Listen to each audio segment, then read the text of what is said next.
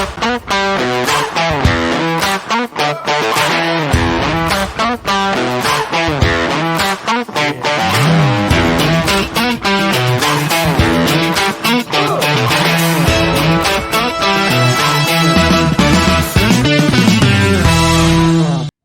everyone. I'm Marilyn, CEO and founder of Cosmic Centaurs. We help leaders, organizations, and teams adapt to the new ways of working in the emerging post-pandemic world.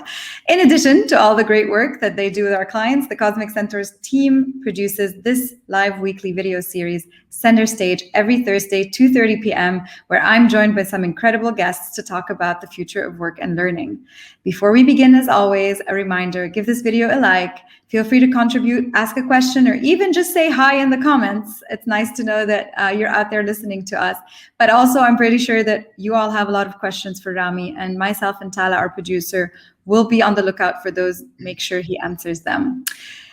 Today, we're hosting a guest that I refer to as my co-founder/intern. The story of how we met and how he contributed to the early days of Cosmic Centaurs. If you put it in the Q&A, we might tell you the story. The incredible Rami Kahale, who is the CEO of Joi Gifts, leading online gifting marketplace in MENA. Rami, I'm so happy you've joined me today. Hey, Marilyn. Thank you for having me. What an intro. So let's intro you to everyone. Rami's the CEO of Joi Gifts, as you all know. He has over 12 years of experience in technology and finance sectors.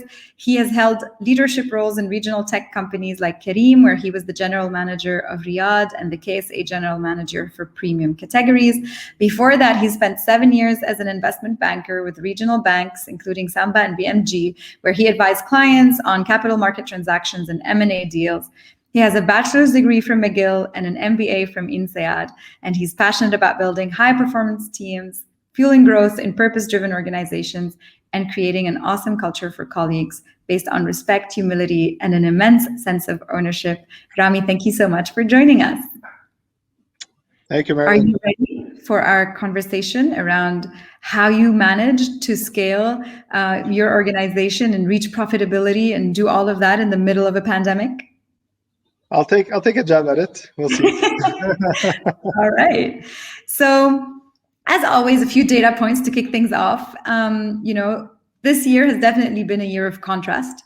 According to McKinsey and data from the IMF, the current global economic down cycle is 3 times deeper. So we saw a 4.4% contraction last year versus 1.7 in 2009, and 6 times faster than in 2009, which occurred over a period of 18 months versus 3.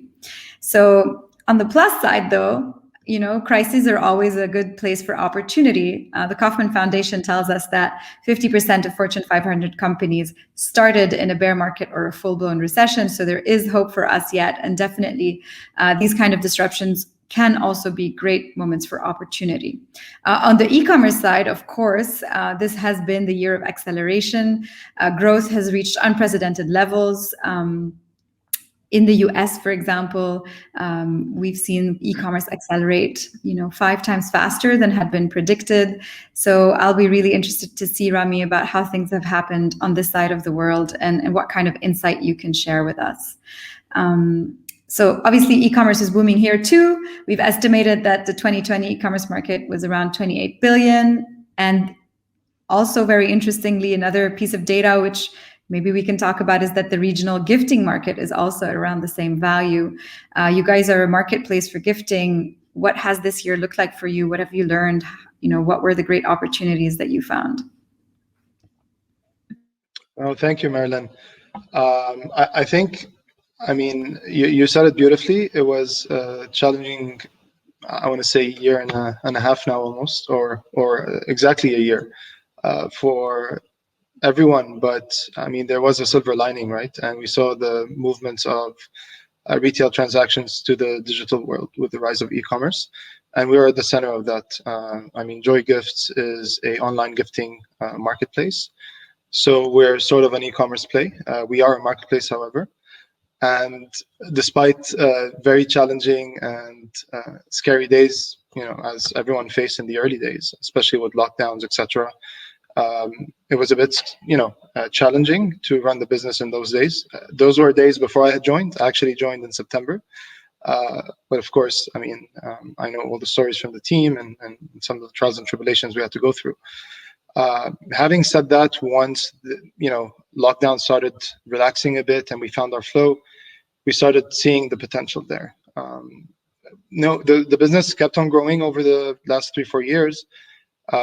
Last year was a solid year for us. We grew 5 times, and really what happened is that we saw a lot of gifting people who purchase gifts open to having, in a way they were forced to gift online because they could not deliver their gift physically, right, due to limitations in movement and travel, etc. And I mean, that's a time where we said this is the year where we need to double down and really make sure we're there for people, right? And we're able to cater to their gifting needs. And yeah, I think that's our story with the pandemic. We kind of scary days in the beginning, but we embraced it for sure. Yeah, absolutely.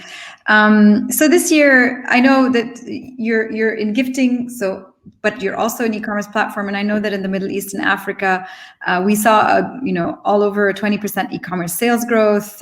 That's pretty high, but it's actually still the slowest in the world. So if we compare it to the US, which was at 44%, and then the fastest growing region was actually Latin America at 36%. So talk to us about what you think are still the hurdles in the way, right? In 2018, Google and Bain put out this report, and they cited a few factors that were contributing to, the slowness of this region catching up with everybody else. Part of their analysis was the number of SKUs that they had access to, the payments capabilities, and the logistics, particularly with regards to cross-border shipping. Do you still see these as the biggest hurdles? What are the ones that you've identified? I do agree to some extent. In our case, we're a hyper-local marketplace, so we don't do shipping of any sorts. We're more of inner city, so we operate as cities, right? And we onboard merchants who are available in the city who can, we can source the products from in real time. So a lot of the times our orders are overnight or even same day, and we deliver within time slots. So the logistics is different. It's mostly last mile for us, and we're able to crack the last mile bit, right? SKUs remains to be a challenge.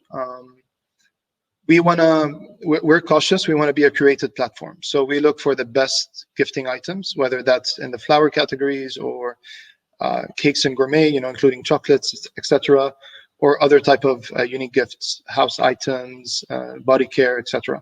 So we want to work with the best brands, and we were cautious to make sure we onboard the best merchant partners and best brands. And that comes a bit as a cost. So we could have ramped up our offering, our catalog in a faster way, but we cautiously chose not to do it. Having said that, we've been seeing, even us as a platform, as we get more visibility and there's more trust in who we are as Joi Gifts, then that conversation becomes easier. And we found it. So our catalog is ramping up at an increasing scale. So that's been a challenge, but somehow we've seen it remedied as well. So in that last mile side, you guys manage your own logistics, right? Yes, we do. And I remember so we have different models. We have different models, from a salaried fleet in the UAE and to working with 3PLs in different markets. In markets where we still have a smaller footprint.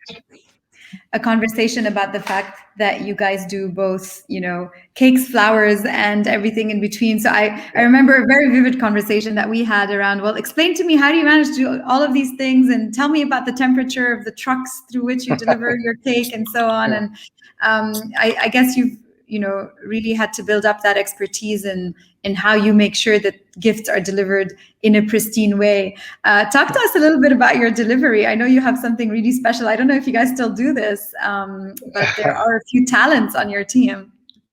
Oh yeah, absolutely. So, and this is mainly in the UAE, but we want to roll out those capabilities in other markets as well. It'll be interesting to see. But we do have a refrigerated vans. Obviously, a lot of the items we sell on our platform are perishables, including food items, cakes, etc. and flowers, of course. And we're cautious that we need to deliver those in the best quality possible, right? And with extra care, and absolutely. So that's definitely something we care about. The other thing we care about is the experience itself. So our agents of joy, as we call them, our delivery guys, which we call the agents of joy. They have this concierge style uniform, and I mean they're really top notch, and they make sure they deliver with the best possible experience, because it is a special moment when you're receiving a gift, right? And we call it a joy moment, and we want to make sure it's extra special.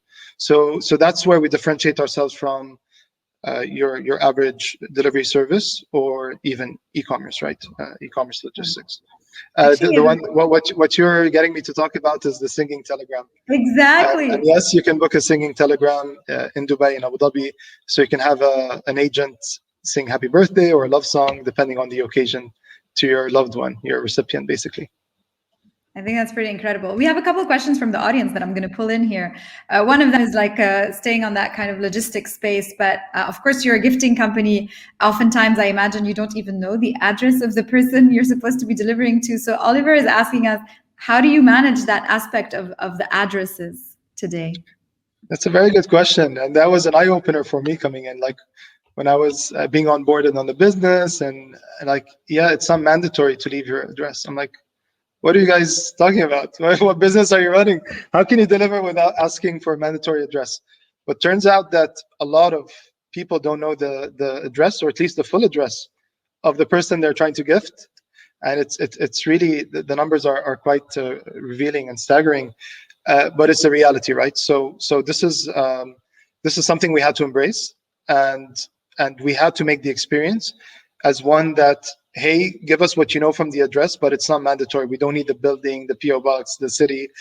And it puts a burden on us to make sure we obtain the address either from the recipient or, like obviously from the recipient, but we also sometimes have limitations when we can reach out to the recipient, because we don't want to, like, the customer might not want to spoil the surprise, right? And sometimes it's the morning of, we're calling them, we can't find them, we WhatsApp them. But I mean, we've gotten good at managing those this missing address kind of workflow, and we're trying to solve the problem of gifting, right? And one of the problems is that you want to gift someone which, in some cases, you don't know their full address, and you don't want to ask them not to spoil the moment.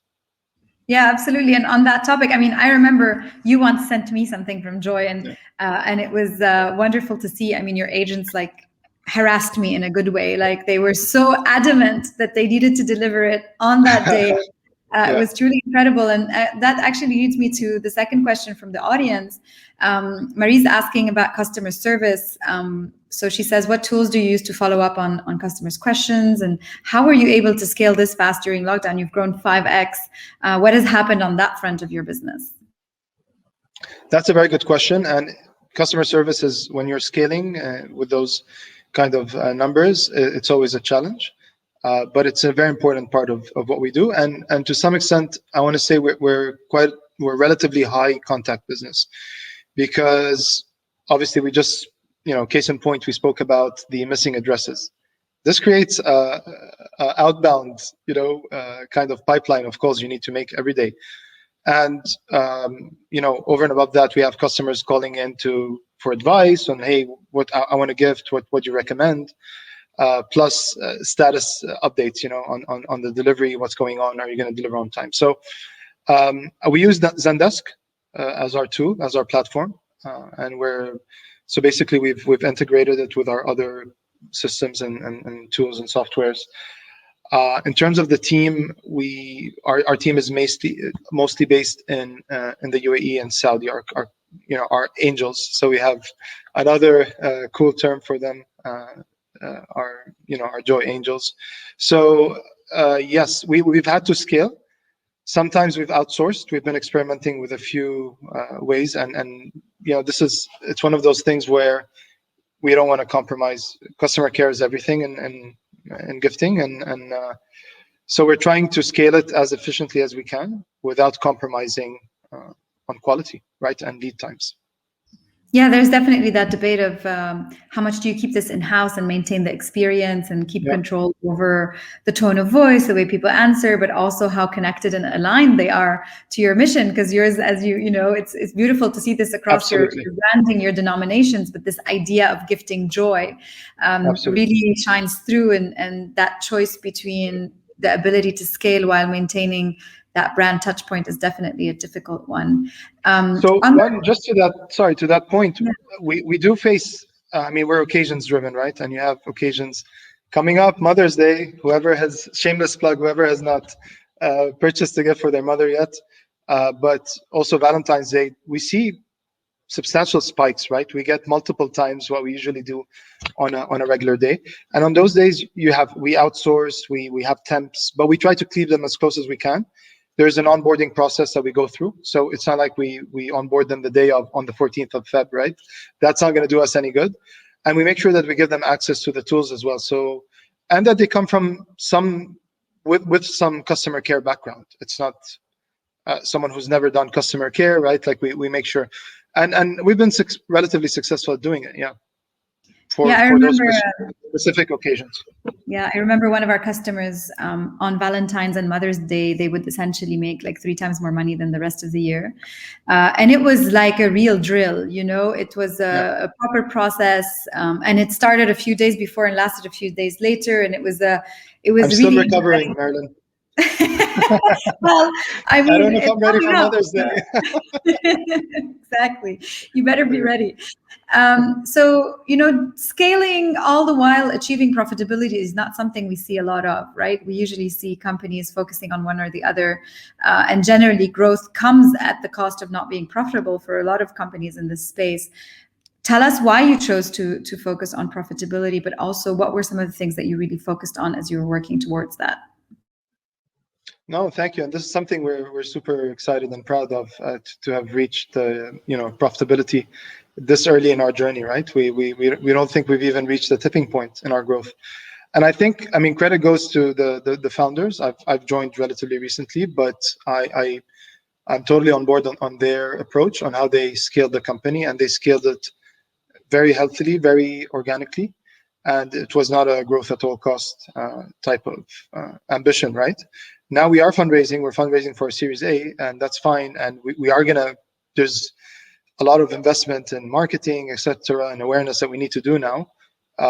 Having said that, we're at a very healthy place, and we're not dependent on fundraising, right? Like we're a profitable business. We can continue to go on.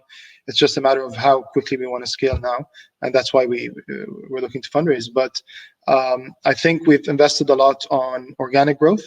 So the grand majority of our customers come from organic channels versus paid today. And that makes our cost of customer acquisition super low, like ridiculously low in comparison to the industry. And the other reason is our model, the marketplace model, which we're big proponents of, is just a very scalable model, and it's a model that doesn't put a lot of pressure on your working capital requirements, and we can scale relatively quickly, like expand into other markets in a way that you don't need the setup, like with 0 boots on the ground. So it's a combination of all those factors that led to us being able to achieve this milestone early on in our entrepreneurial journey as a company. Yeah, that's pretty incredible. I'll take another question from the audience, and then I really want us to talk about this, the way that you guys expand. You're now in 8 countries and 21 cities. But before we do that, Ahmad asks, can you give us a breakdown of your customer demographics? That's a good question. I can give you high-level breakdowns. So are we talking gender or? Yeah, I mean, Ahmad kind of left it there, but feel free to rephrase.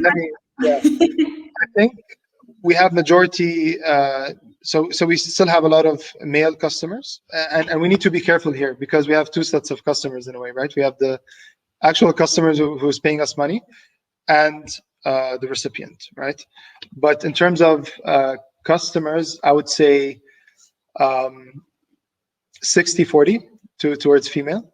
We've seen a lot, especially in Saudi Arabia, a lot of females gift other female, relatives, friends. It's a big thing in Saudi. So yeah, it's slightly skewed towards females. In terms of markets, Saudi has overtaken UAE. A few months ago as our largest market now, and we continue on seeing it as being by far the largest market as we go. A lot of the growth will come from Saudi. Yeah, and you recently also, very quickly after the kind of reestablishment of relationships, entered into Qatar as well. I wonder if you could talk to us about how you do that expansion. You mentioned a minute ago that you don't actually need boots on the ground. Talk us through that. I think that's a really insightful kind of model. That's absolutely, and this is actually the first city which we've launched after me joining, and it was nice for me to go through that process as well. I was amazed at our ability to really launch in a key market like Doha, right? Doha is not a small city somewhere. It's a key market, and we're able to launch it relatively quickly and with relative ease.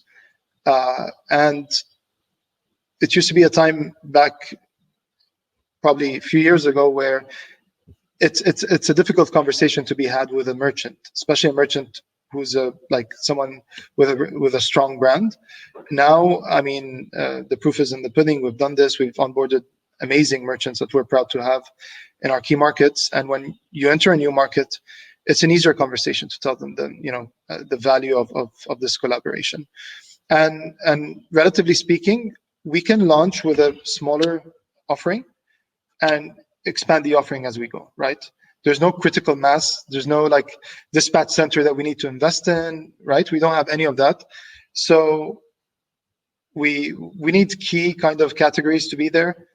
Flowers, of course, balloons, a few awesome brands of cakes and gourmet items, of chocolates, a few other items, and then we can set up shop, right? And that by itself gives a comprehensive kind of selection for someone who wants to buy online.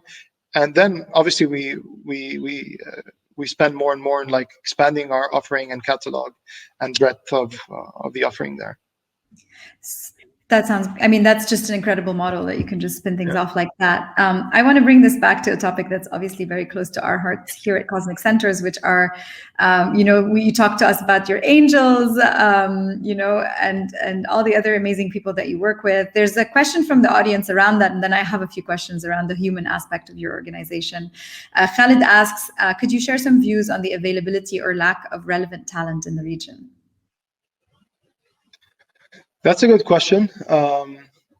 I refuse to say we don't have talent in the region. I think we're very, we have amazing talent in this region. I think it's understanding, especially more and more in this, remote world that we're living in and we'll continue to live in, and this is something we've also discussed at length, and it was a topic of kind of discussion at Kareem. What do you have at HQ? What do you have at a country level? And what do you have at a market level, right? Like, who needs to be at HQ? Who needs to be at a let's say country HQ or regional HQ? And who needs to be in the market, right? We're similar to ride hailing, which is the industry I was coming from, joining Joi. It's a city by city game, right? We're hyper local, and who needs to be there, right? So it's figuring out that mix. For a business like Joi Gifts, we figured that out of Dubai, we don't need a massive pool of talent that needs to be here. So we have an amazing tech team, and they sit in Istanbul. And Erhan, our CTO, and his team are just awesome, and we have a great cadence with them. And it really doesn't matter that they're not here in Dubai. I've never met them in my life in person. We have an amazing working relationship. We're delivering on our product roadmap. We're adding awesome features by the week, and that's fine, right? In some cases, yes, there is, I'd love to spend more time with the team in Saudi, especially the ops, the leadership team there, which I didn't get the chance to really travel much, as you know. But yes, there, on an ops level, there might be, you might need more boots on the ground. And again, it depends on where you are in your journey. Like Riyadh, Jeddah, those are massive cities for us now. Doha one day, yes, of course, we need to have boots on the ground. But I think I'm very I believe in the people of the region and the amazing talent that we have here. I don't think talent is really a bottleneck. Yeah, I mean, and certainly companies like, Kareem and Rami, et cetera, have also kind of pushed that forward. Noon, all the companies that have opened up the space in the region around these things. And speaking of that distributed team aspect, so yeah, the inability to be able to see each other and to be co-located is definitely something a lot of companies are having to deal with. Tell us a little bit about your experience with that, and perhaps one or two stories or one or two, activities or events that you guys have put in place in order to make sure that you maintain that relationship between everybody. Yeah, I think. So it's waves, right? As our workflow increases and we start doing new things and we have new kind of workflows, let's say that we integrate into our day-to-day, it's almost like, okay, we feel like the collaboration is great and the communication is great and the sense of belongingness is there, and then you witness a dip, right? We have very open conversations. We try to schedule one-on-ones, so we have this culture of sharing feedback openly.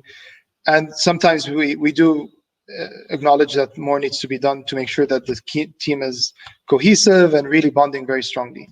Now we have cadences, of course, right? We have our weekly company-wide cadence on Sundays. We have a tech kind of stand-up with the tech team. Used to be daily, believe it or not, like 5 times. We've reduced that to 3 times a week in the mornings. And we have our sprint meeting, but yeah, we've done a few things. We've done virtual pizza, like a virtual pizza lunch break, where obviously in the Dubai office we've ordered in pizza, but we try to have them in our other hubs, right, in Saudi, and kind of set up a Zoom call. Those are some of the things, but I think we're going to get inspired from your ritual bank, Marilyn.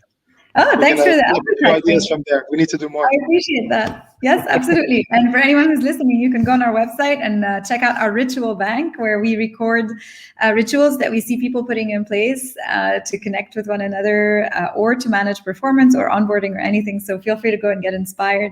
I have a question here from Rhea. She asks, how do you adapt to local cultures of gifting depending on the different markets? So of course, we don't all gift in exactly the same ways. We don't gift the same things. And how do you conduct your research around that? And how do you adapt to the practices of that market? That's a very good question. And Rhea is totally right. There are subtleties between markets, even within the same region. And you have to be cautious about, again, the demographics, right? In Dubai, for example, we have Emirati customers, of course, but the majority of customers are expats, but expats from various different parts of the world. And we learn new things every time. In some cultures, apparently, it's bad luck to gift rose or flowers in general in even numbers. So one action point was to add some bouquets with odd. Yeah, you're muted. That's incredible. What? That's crazy, idea. Right? Like I didn't know this. I'm like, I've never, it's always dozen roses, 24 roses. So, and yes, there are those subtleties, and so we're constantly picking up on this feedback and information to make sure that we kind of reflect it in our offering. The other thing is we have amazing category managers in our different markets. And they understand the customer base. They understand what our customer looks for, and they source accordingly, right? They'll try to accommodate for that. And it's interesting. One thing we've noticed, and quite surprising, is that the average basket in Saudi is 20% higher than that in the UAE. Believe it or not. So I believe that. So I think, and it's not the case. It's not because on average, a consumer is spending more online there, because this is not was not the case in ride-hailing, etc. But in gifting, it's very important, the perceived value of the gift or the actual value of the gift, right? In Saudi culture, whereas in UAE, where it's in some cultures it's more than others, but on average, it's more of the gesture is more sufficient than the actual right perceived value. So that even reflects in our average basket, which I found super insightful as well. Yeah, I agree. I mean, that was one of the joyful things I discovered when I moved to the GCC, as far as, people who come from the Emirates or from Saudi, is how important gifting is in this culture, and how thoughtful people are in this, like both the symbolic and the value of the gift that they give you. And I think that's a really beautiful aspect of the culture here. We'll wrap it up with one more question from the audience, and then I also have our famous last question for you. So from the audience, one last question. What's your advice to startup in terms of assessing what the appropriate technology solutions and investments are for their business? Sorry, what is the advice? Can you repeat the question? Yeah, absolutely. So what is your advice for a startup that's assessing the appropriate technology solutions and investments for their business, like where they should sit on how big of a place they give to technology and how much they invest in it? Perhaps I'm adding this in, but perhaps also, should they outsource in the beginning or not? How important is it to have your own tech team and so on?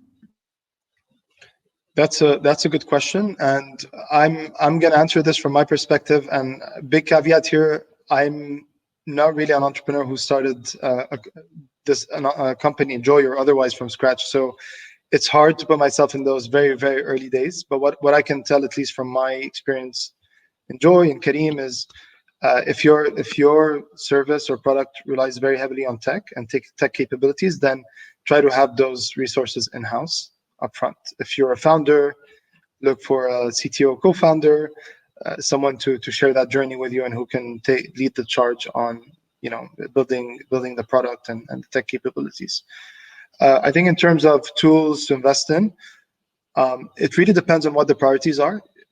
There's no way any startup will have the financial resources to get all the tools they need from day one.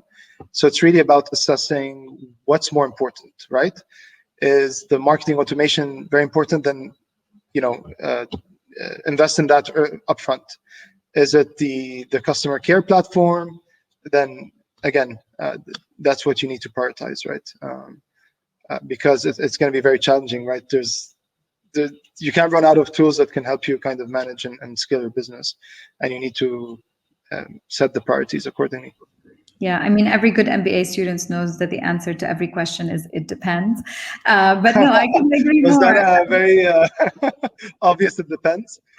No, I completely agree. I mean, it is definitely about what your priorities are and what the fundamentals of your business are, right? And then depending on which button you need to press, then those are your must-haves and the ones that you will never sacrifice. And then there's always nice to haves. There's always like, oh, let's buy licenses in every available platform. And then, oh, it's just $9. And then eventually it ramps up. And so there's definitely a requirement for frugality in those early days. And I think it's important to make the right decisions. I think if I can say one more word to that is invest in a collaboration or project management tool, because we're using one, ClickUp, which is similar to Asana, whoever's used Asana, and it's become really our DNA, right, of how we work together. All our work is on ClickUp. It's a very, like, for someone who's not used to working like that, it's hard, right? It's a hard habit to say, don't send me an email, write it on ClickUp. Don't send me a Slack, write it there, attach it there, create a task. But once you get into the flow of it, it can really organize your lives as an organization and really take collaboration to the next level. So I'd encourage bringing that culture of having this collaboration tool up front. I couldn't agree more. We see this with our clients too. No matter how small or big, we're always surprised actually to find so few of them have those collaboration tools in place from the beginning. And I'm not talking about Google Docs. I'm talking, about what you're saying, which is that project management capability.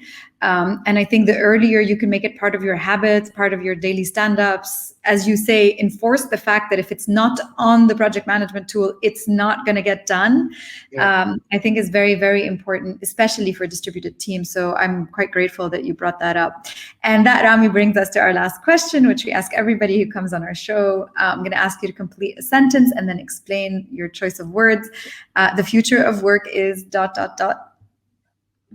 Exciting.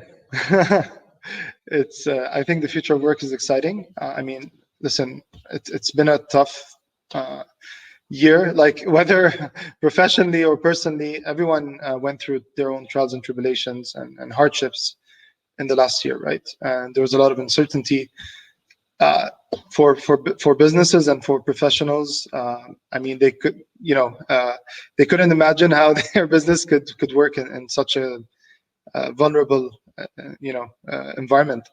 But I think what's really reassuring is the innovation that we've seen, and the ability, in some cases, of dinosaur industries, if I dare say so, embrace new ways of working, of collaborating, of allowing people to work remotely. I mean, for crying out loud, I come from investment banking, like in my previous life. Up until 2017, like we used to have millions and millions of dollars at stake on a certain deal, and we're on a dial-up kind of number, and you can't hear people clearly, you can't share information, right? This was just very recently, and everyone had to adapt, right? So I think this is going to make work more exciting, more interesting, and the notion of, hey, we need to shake hands physically or ink this deal physically to achieve business, basically, or certain milestones, is no longer there. Like, everyone accepts. Investors are writing checks over Zoom, and it's become accepted. And then people like us get to launch cities remotely from Dubai or Amman, like we did for Doha. So I think that's exciting, right? It really opens up the possibilities of the work that can, what we can achieve in our work. Yeah, I mean, that's definitely a mindset changer for sure. And the next time someone wants to say that can't be done this way, we can all point them back to the pandemic, and I think that's a beautiful choice of word and explanation. Couple more comments here. Omar, our common friend who introduced us, says great discussion. Let's get that one, Marilyn. I'm scared. Right. Daniele also posted earlier to say he was listening with great interest. I want to thank everybody who asked you those interesting questions. Khalid, Rhea, Ahmad, Antoinette commenting on the angels, Marie and Olivier. Thanks so much for your questions. They really helped fuel the conversation. Thank you, Rami, for being such a wonderful guest and taking time out of your day to join us. Obviously, the video is available on LinkedIn for you to rewatch. You can share it with friends or colleagues that you think could find it interesting. We'll repost it on our website, on YouTube. And as always, you can, if you don't already follow us, please follow Cosmic Centaurs on LinkedIn, on Twitter, on Facebook, and on our new Instagram account, which we just launched today. We do post some pretty cool content, sometimes, especially this week, too much content, but we promise we will not be silent. You can also go on our website and subscribe on our newsletter. And I look forward to seeing all of you there. And Rami, thanks again for joining us. Thanks for having me.